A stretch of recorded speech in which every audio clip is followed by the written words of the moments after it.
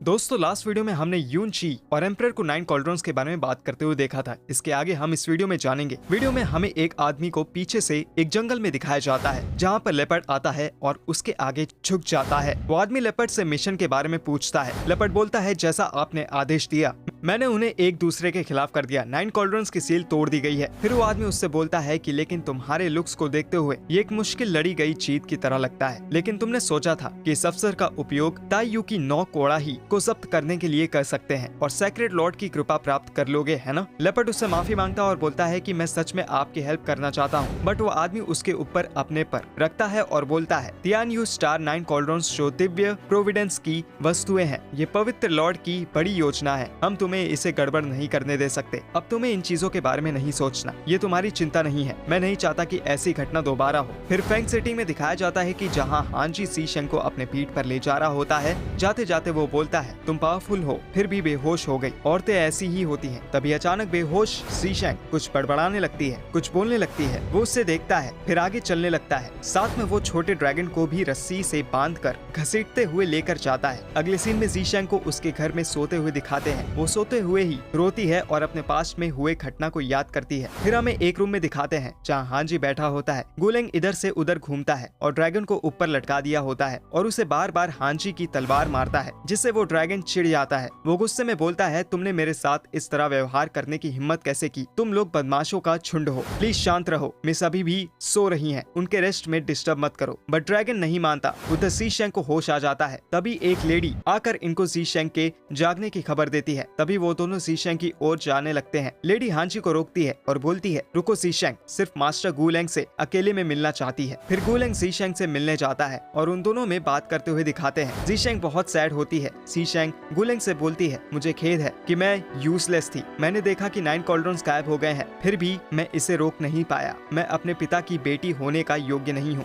गुलेंग कहता है मिस ये मत कहो, इन सभी वर्षों में आप बहुत कुछ कर चुके हो। आपने काफी कुछ सहा है। ये गॉड की इच्छा थी, इसमें आपकी कोई गलती नहीं है। जी शेंग बोलती है जब राज्य का पतन हुआ तो मैं उसके साथ ही नाश हो जाती तो अच्छा होता। अगर गॉड ने मुझे बचाया है तो ऐसा इसलिए था ताकि मैं अपना कर्तव्य पूरा कर सकूं, बट मैं नहीं कर पाई। गुलेंग बोलता है मिस हमें आगे क्या करना चाहिए? तभी वहाँ यिंग लॉन्ग आ जाता है। जी शेंग उसका नाम लेती है और कहती है यिंग लॉन्ग के पास होली एनर्जी की एक कड़ी है, क्योंकि ये 9 कॉल्ड्रॉन्स की उपस्थिति का पता लगा सकता है। मेरे पूर्वजों ने इसे सीमांत क्षेत्र में सील करने का फैसला किया है। उस स्थिति में यदि हम यिंग लॉन्ग को नियंत्रित करते हैं हम 9 कोड़ाही पा सकते हैं। फिर हमें दिखाते हैं कि यिंग लॉन्ग ऊपर रस्सी से बंधा होता है और हांजी नीचे बैठा होता है। यिंग लॉन्ग हांजी को गुस्सा दिलाने की कोशिश करता है और वो बोलता है तुम्हें चोट नहीं लगी? क्या तुम रोना नहीं चाहते? इससे हांजी बहुत गुस्सा हो जाता है। वो उससे कहता है चुप रहो, क्या तुम 1 घंटे चुप नहीं रह सकते? बट यिंग लॉन्ग और भी ज्यादा गुस्सा दिलाने वाली बात करता है। वो बोलता है आप मिस के बारे में बहुत चिंतित हैं, फिर भी वो तुम्हें देखना नहीं चाहती। बेचारा, अगर तुम मरना चाहते हो तो बस इतना कहो। मैंने इसे कल रात देखा। वो महिला जिसे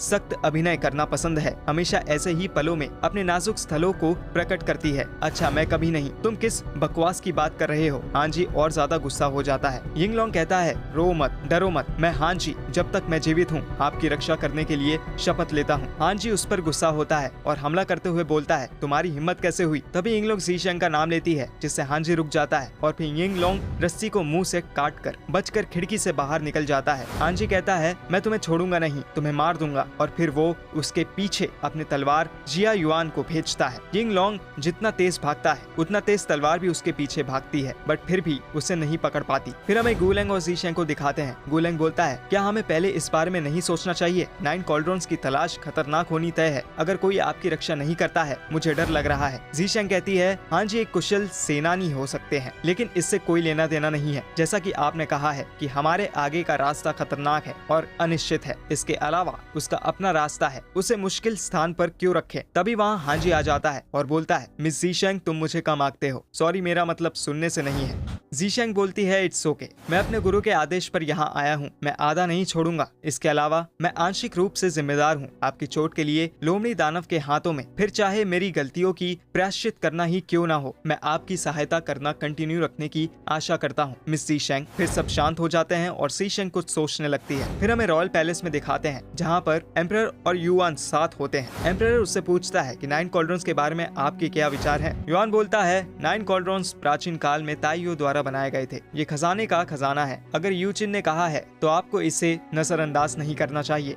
महामहिम एम्परर बोलता है, आप भी ये बातें सोचते हैं? युआन बोलता है, 9 कॉल्ड्रॉन्स को मानव सम्राट टाई यू ने पीछे छोड़ दिया था। ये नश्वर की शक्ति रखती है, गॉड की शक्ति रखती है। एम्परर बोलता है, कोई बात नहीं, हमें सच्चाई का पता लगाने के लिए किसी को भेजना है। आपको क्या लगता है कि इसके लिए सबसे अच्छा कैंडिडेट कौन होगा? युआन बोलता है, क्राउन प्रिंस एक नाम पर बाहर है, लियू शहर के निकट है, ऐसा लगता है। एम्परर बोलता है, तब मैं उसे इस जांच की जिम्मा दूंगा। युआन बोलता है, महाराज एक और बात है। एम्परर बोलता है, कौन सी? युआन बोलता है, कई दिनों से पूछताछ के बाद मैंने असली बीमारी का खुलासा किया है। दबाव के लक्षणों के पीछे हमने कुछ दिन पहले समाप्त कर दिया है। और युआन एम्परर को एक लड़की फोटो देता है। एम्परर उसे हाथ में लेता है और पूछता है कि इसका नाम क्या है। युआन बताता है, सी शैंग। तभी एक सर्वेंट आता है और बोलता है, मैडम साई अपने चेम्बर में पूरी रात से हंगामा कर रही है। मैं चिंतित था कि कहीं कुछ बुरा न हो जाए। एम्परर सोचता है और बोलता है, इसका शायद उससे कोई लेना देना नहीं है, उसे रिहा करो। अब जहाँ पर हांजी और सी शेंग होते हैं वहाँ दिखाते हैं। मिस सी शेंग हांजी से बोलती है, क्योंकि तुम मेरी मदद करने के लिए इतने उत्सुक हो, इसलिए तुम्हें 3 नियमों को मानना होगा। फर्स्ट, अब से तुम्हें अकेले काम नहीं करना है। सेकंड, तुम्हें अधिक अच्छे के लिए कार्य करना चाहिए। और मेरी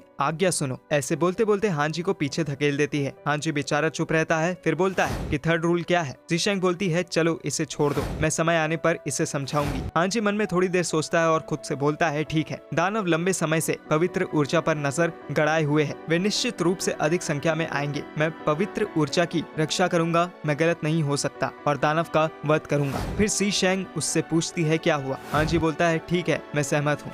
तभी ड्रैगन हांजी की तरफ देखता है और मन में सोचता है कि क्या इसके दिमाग के बच्चे में कुछ गड़बड़ है? कैसे सहमत हो सकते हैं? अगर ये लड़की उसे मरने के लिए कहे तो क्या वो आत्महत्या करने चले जाएगा? तभी सी शेंग ड्रैगन के पास जाती है और बोलती है, तुम्हें मुझसे बेहतर जानना चाहिए कि केवल 9 कड़ाही ढूंढ कर और पवित्र ऊर्जा को रिस्टोर करके तुम अपने पावर को रीजन कर सकते हो और अपने पुराने दुर्जय में वापस जा सकते हो। ड्रैगन बोलता है, yes of course, I know that, लेकिन क्या तुम्हें सच में लगता है कि मैं आपकी मदद करूंगा सपने में? तभी हांजी का तलवार निकलता है और उसके पीछे पड़ जाता है। ड्रैगन बोलता है कि रुको रुको, बिहेव योरसेल्फ। फिर हांजी तलवार वापस रख लेता है और ड्रैगन नीचे गिर जाता है और बोलता है, अच्छा मैं तुम्हारी मदद कर सकता हूँ, लेकिन एक शर्त पर, जब मैं अपनी शक्ति पुनः प्राप्त कर लूँ उसके बाद मैं तुम्हें चाहता हूँ। और हंसने लगता है। फिर हांजी उस पर गुस्सा होता है और मारने को बोलता है। ड्रैगन कहता है, मैं उसे अपने फूड के लिए चाहता हूँ। फिर हमें एक गुफा में दिखाते हैं जहाँ पर व्हाइट फॉक्स होता है। वो अपने हाथ कुछ मैजिक कर रहा होता है और बोलता है कि शुक्र है कि मैं आपके आत्मा के टुकड़े को संरक्षित करने में कामयाब रहा। तभी वहाँ पर वो तीनों डेमन गर्ल आती हैं और कहती हैं कि लियान शी, कि तुम्हारी हिम्मत कैसे हुई मामलों को अपने हाथों में लेने की और आइडिया को रूइन करने की। बट वो व्हाइट फॉक्स उस मैजिक को पानी डालता है। तभी वो डेमन गर्ल उस पर हमला करती है, बट तभी एक और लेडी फॉक्स आती है और उसे बचा लेती है और यहीं पर एपिसोड का डी एंड हो जाता है। और दोस्तों, अगर आपने हमारे चैनल को सब्सक्राइब नहीं किया है तो जल्दी से कर लें ताकि आपको नेक्स्ट वीडियो की नोटिफिकेशन मिल सके। और दोस्तों, आपको हमारी वीडियो की एक्सप्लेनेशन कैसी लग रही है ये कमेंट में जरूर बताएं ताकि हम आगे अपने कंटेंट को इम्प्रूव कर सकें। Thank you.